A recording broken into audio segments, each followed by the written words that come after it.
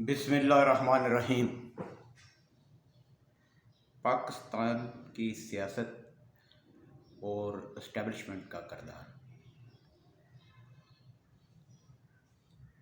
पाकिस्तानी सियासत में इस्टेब्लिशमेंट का किरदार हमेशा से रहा है, 1947 से। इसमें कसूरवार सियासतदान हैं, नाअहल हैं या इस्टेब्लिशमेंट पावरफुल है, इस चीज़ का हम जायज़ा लेंगे। शुरू करते हैं पाकिस्तानी सियासत को 1947 से, और जो सच हमें नहीं बताया गया तारीख में, उसको खोजने की कोशिश करेंगे।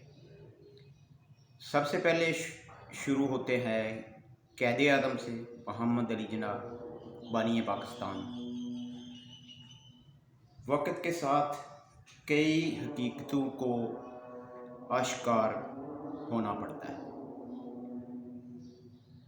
जिन हकीकतों को हम तारीख़ की किताबों में नहीं लिखते हैं कि ये लोग जान ना लें, लोगों को पता ना चल जाए, वक्त गुज़रने के साथ साथ वो हकीकतें आश्कार होती हैं। झूठ पर धूल जमी हो, सदियों तक धूल जमी रहे, लेकिन वक्त के साथ सच सामने आके रहता है। क़ायदे आज़म मोहम्मद अली जिन्ना की मौत के मुतल्लिक़ कई सवालात हैं जिनको आज तक किसी ने उठाने की कोशिश नहीं की, मगर वो सवाल अब भी ज़िंदा है। बात मज़हब की हो, बात सियासत की हो, जिन सवालात को आप बाय फोर्स दबाने की कोशिश करेंगे,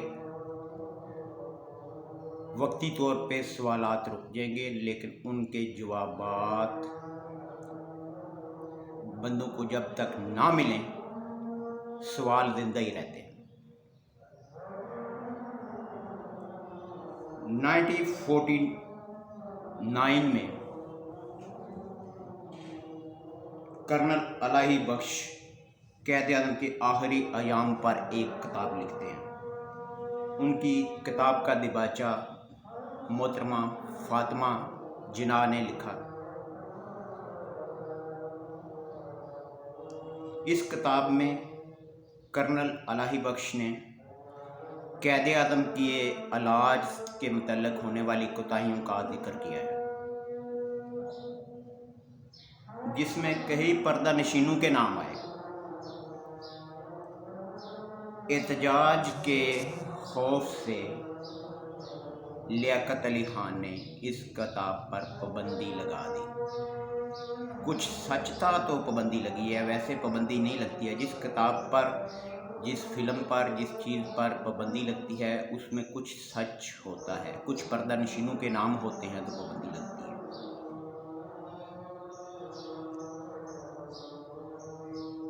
फिर हक़ाइक़ पर पर्दा डालने के लिए क़ायदे आज़म की सरकारी सतह पर सोहाने हयात लिखवाने का फ़ैसला किया गया, जिसमें अंग्रेज़ एक मुसन्नफ़ था हेक्टर, उसका इंतखाब किया गया। मोहतरमा फातिमा जिन्ना ने हेक्टर के साथ किसी भी किस्म का तावन करने से इनकार कर दिया। ये हेक्टर सदारती इलेक्शन के अयाम में अयूब खान के हक़ में मज़ामीन लिखा करता था। 1954 में हेक्टर की किताब जिन्ना क्रिएटर ऑफ पाकिस्तान शाया हुई, जिसके जवाब में 1955 फातिमा जिन्ना ने इस किताब के जवाब में भरपूर एक किताब लिखी, माई ब्रदर, जो शाया तो होगी, लेकिन शाया होने के साथ ही उस पर रियासत मुखालफ होने का इल्ज़ाम लगाकर उस किताब को बैन कर दिया गया। फिर 32 साल के बाद ये किताब 1987 में दोबारा शाया हुई, لیکن اس میں بہت سا مواد حذف کر دیا گیا۔ قید کی وفات کی کہانی 11 ستمبر 1948 کی صبح کو شروع ہوتی ہے، جب کراچی سے 2 جہاز کوٹا آئے۔ خصوصی طیارے وائکنگ کی 2 سیٹوں کو ملا کر ان کا ایک بستر بنایا گیا۔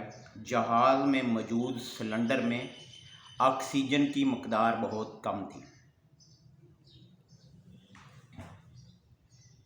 کرنل الائی بخش کے بقول کوٹا کے ڈاکٹروں نے آکسیجن سلنڈروں کا انتظام کیا۔ جہاز کوٹا سے پرواز کر کے 4:15 پر ماڑی پور کے ہوائی اڈے پر اترا۔ قید اعظم کو فوجی ایمبولینس میں منتقل کیا گیا۔ قید کے ساتھ ایمبولینس میں فاطمہ جناح اور نرس سسٹر فلس ڈینیم موجود تھیں۔ ڈاکٹر الائی بخش اور کرنل نولز کیڈلک کار میں ان کے ساتھ تھے، مگر 4 کلومیٹر کا فاصلہ طے کرنے کے بعد ایمبولینس ایک جھٹکے کے ساتھ بند ہو گئی۔ ڈرائیور نے ایمبولینس کو ٹھیک کرنے کی کوشش کی 20 منٹ تک، لیکن گاڑی ٹھیک نہیں ہوئی۔ محترمہ فاطمہ جناح نے کرنل صاحب کو دوسری ایمبولینس لانے کے لیے بھیجا۔ بقول سردار شوکت حیات اس وقت کراچی کے ملٹری اور نیول ہاسپٹل میں بہترین ایمبولینس تھی۔ تو سوال یہ ہے کہ قید کو خراب اور پرانی ایمبولینس کس نے بھیجی؟ بہرحال گورنر جنرل ہاؤس پہنچ کر قید کی حالت کا جائزہ لیا گیا تو وہ گہری نیند میں تھے۔ ملٹری سیکرٹری کرنل نولز کو ایک نرس کا اہتمام کرنے کا کہا گیا۔ ڈاکٹر الائی بخش نے کراچی کے 2 ڈاکٹروں کو بلانا چاہا، کرنل مظہر حسین اور کرنل سعید احمد، لیکن اطلاع ملنے کے باوجود بھی وہ دونوں ڈاکٹر نہیں آئے۔ قید کے لیے دوسری نرس کا انتظام بھی نہ ہو سکا۔ اب سوال یہ ہے کہ کراچی جیسے بڑے شہر میں نرسوں کا قحط کیسے پڑ گیا کہ دوسری نرس کا انتظام نہ ہو سکا؟ 7 بجے شروع ہوئی یہ بھاگ دوڑ 8:20 تک جاری رہی۔ قید کی طبیعت بگڑ رہی تھی۔ ان کو دل کی دوا کا انجیکشن بھی لگایا گیا، مگر قید سنبھل نہ سکے۔ قائد کے آخری الفاظ کیا تھے، یہ بھی ایک معمہ ہے۔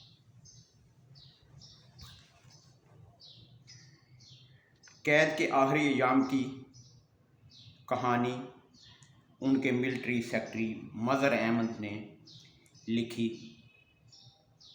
مگر کچھ عرصہ بعد وہ ہیلی کاپٹر حادثہ میں اہلیہ کے ساتھ شہید ہو گئے۔ ایسا ہی ایک حادثہ لیاقت علی خان قتل کیس کی تفتیشی ٹیم کے ساتھ بھی پیش آیا۔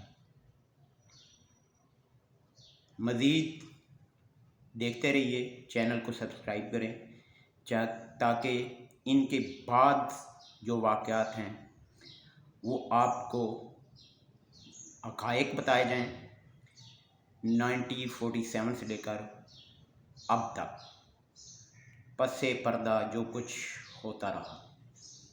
اللہ حافظ، اپنا خیال رکھیے۔